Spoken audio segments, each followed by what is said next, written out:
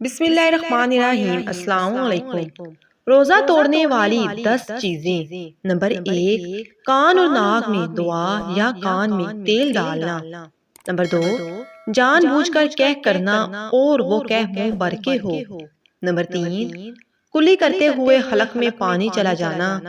Number 4, भूल कर कुछ खा पी लिया, इससे रोजा नहीं टूटा मगर गलती से ये समझ लिया कि रोजा टूट गया है और अब कसदन कुछ खा पी लिया तो रोजा टूट गया।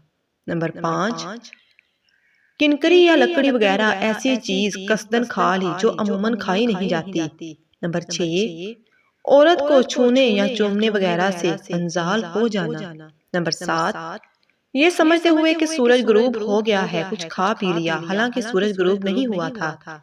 नंबर 8, ये समझकर सहरी का वक्त खत्म नहीं हुआ कुछ खा पी लिया हालांकि सहरी का वक्त खत्म हो चुका था।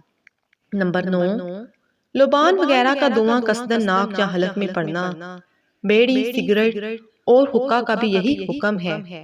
नंबर 10, बीवी से सोहबत कर लेना।